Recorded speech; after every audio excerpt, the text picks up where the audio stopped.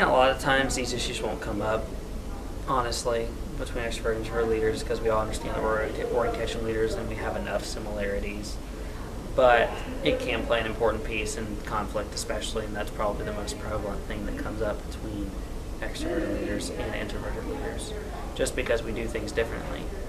And yes, you do have to realize that, but implementing it can be really hard because, one, you have to actually know that it exists, the problem. Both of you have to know that it exists.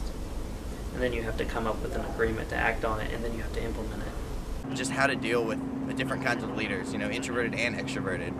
Like I said, it was my first real leadership experience, and I think my first year I struggled because I wasn't fully aware. I wasn't expecting the different types. There were the different types of leadership, and I wasn't really prepared to work with so many different people all the time. So I struggled, and a lot of times that involved me kind of stepping back or maybe shutting down a little bit, and you'd kind of would maybe see me sitting in the corner while some other people stood out.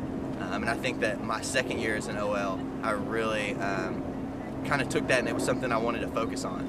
So I really did a much better job of that my second year. Usually extroverted leaders tend to either think of a day as a great day or a bad day. There's no really middle ground. They don't really think that's okay because they tend to compare it more to their other experiences and try and be better than they were before.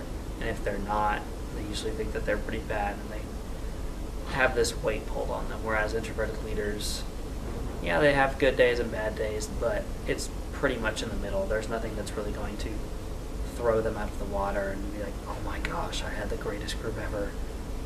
Like, you have good groups, but that was kind of like, for me at least, the expectation. I wanted a really good group, or I wanted to have a good experience with the group just because I know it's their only orientation session.